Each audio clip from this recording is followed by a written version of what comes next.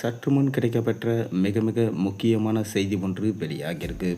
அதாவது செந்தில் பாலாஜி திமுகவிலிருந்து நீக்கம். அது மட்டும் இல்லாமல் அதிரடியாக கைது என்கின்ற நடவடிக்கையும் மேற்கொள்ளப்பட்டிருக்கிறதா தகவல்கள் கிடைச்சிருக்கு. கரூரில் நேற்று திமுக முப்பெரும் விழா தொடங்கியவுடன் மழை பெய்ய தொடங்கிடுச்சு. மழை பெய்து கொண்டே இருந்தால் ஒரு பக்கம் கூட்டம் கலையவும் தொடங்கியது.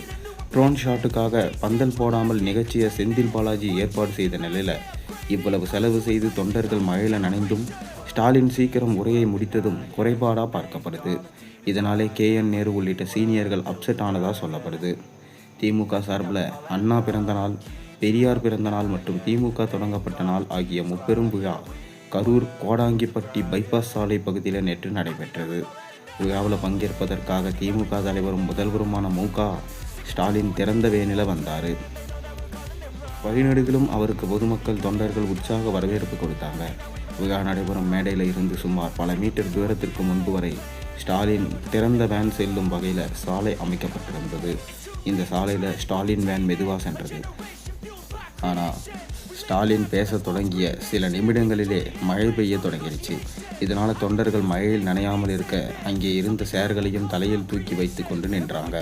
மற்றும் ஒரு பக்கம் ஸ்டாலின் பேசி கொண்டிருந்த போதே கூட்டம் கலைய தொடங்கிடுச்சு. ஒதுங்கி நிற்பதற்கு இடம் இல்லாமல் எல்லாமே திறந்த வெளி இடம் என்பதனால திமுக தொண்டர்கள் கூட்டத்திலிருந்து கலைய தொடங்கினாங்க.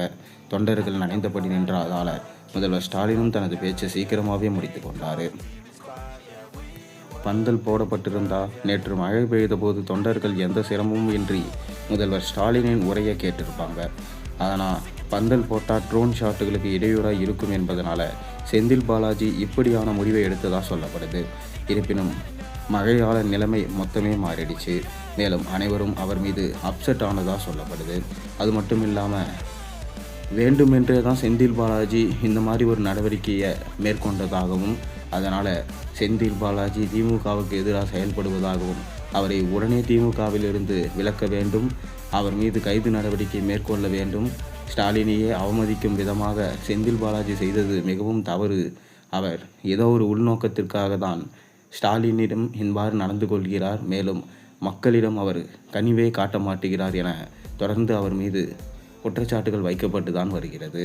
தொடர்ந்து வரும் மாநாடுகளில் மக்களின் நலனை திமுக காக்குமா என்பதை நாம் பொறுத்திருந்து தான் பார்க்க வேண்டும்.